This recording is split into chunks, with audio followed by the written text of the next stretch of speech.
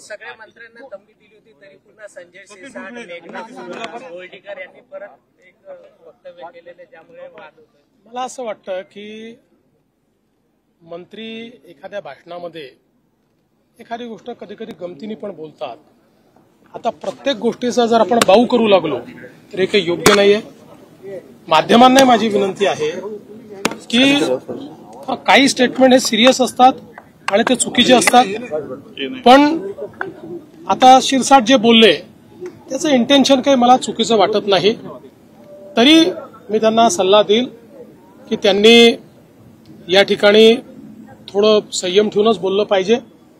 आणि मेघनाताईच्या संदर्भात मेघनाताईंशी बोललो, त्यांचं म्हणणं आहे की मी जे काही म्हणाले ते अर्धवट दाखवण्यात येत आहे की अर्धवट त्याच्या संदर्भात माहिती दिली जाते आहे आणि सगळी माहिती मला भेटून ते देणार आहे.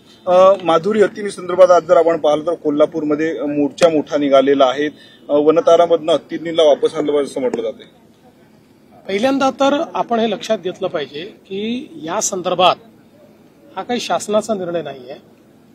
या संदर्भात काही तक्रारी झाल्या होत्या, त्याच्यावर मुंबई हायकोर्टमध्ये एक पिटिशन झाली.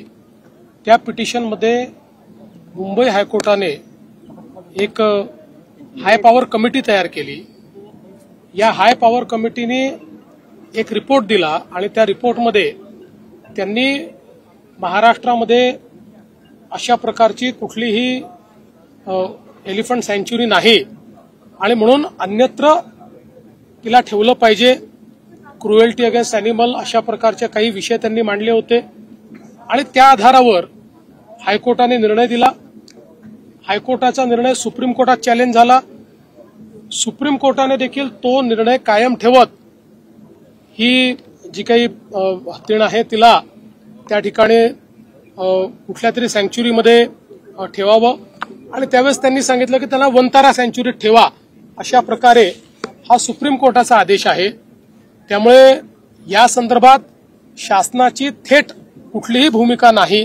पण शेवटी समाजामध्ये त्या संदर्भातला एक रोष आहे आणि विशेषतः जे भाविक आहेत त्या भाविकांच्या मनामध्ये ही भावना आहे की आम्ही तिची पूजा करायचो आणि त्यामुळे आम्हाला त्या ठिकाणी नांदणी मठामध्ये किंवा त्या परिसरामध्येच त्यांचं अस्तित्व हवं आहे.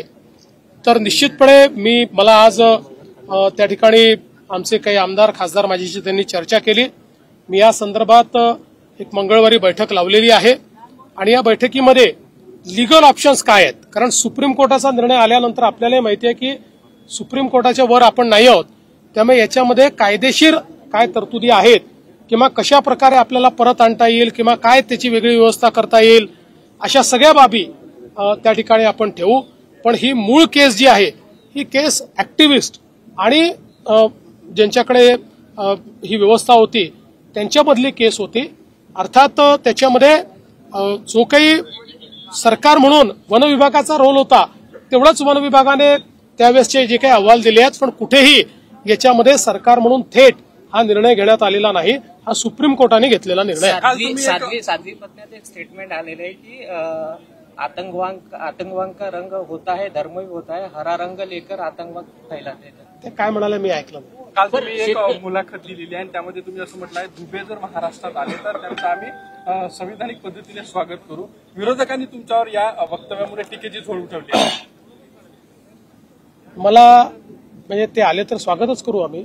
पण मी असं म्हटलेलं मला दाखवा बरं त्याच्यामध्ये. एक तर तुम्ही लोक ऐकतही नाही, मुलाखतही पाहत नाही, त्याच्यात काय म्हटलंय हेही माहित नाही. मी सगळ्यांकरता म्हटलंय केवळ दुबे नाही, या देशातला कोणीही व्यक्ती या महाराष्ट्रामध्ये आला तर त्याचं स्वागतच होईल हे मी म्हटलेलं आहे. या देशाच्या संविधानाने प्रत्येकाला हा अधिकार दिलेला आहे. मी पण आंध्र प्रदेशमध्ये गेलो, तमिळनाडूमध्ये गेलो, उत्तर प्रदेशमध्ये गेलो, मध्य प्रदेशमध्ये गेलो, माझं त्यांना स्वागतच करावं लागेल. त्यामुळे हा आपला एक देश आहे.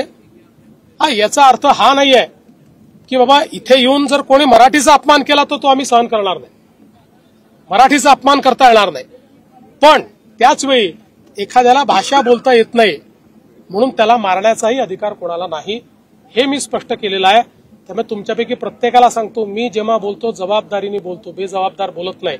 माझ्यावर कमेंट करायचं असेल तर ऐकून बोललं पाहिजे आणि ऐकूनच त्याच्यावर कमेंट केला पाहिजे. सर्वांना उत्सुकता आहे की स्थानिक स्वराज्य संस्था निवडणुका केव्हा होतील महानगरपालिका. झालं तर ते इलेक्शन कमिशन लागलाय त्याच्या मागे. चला.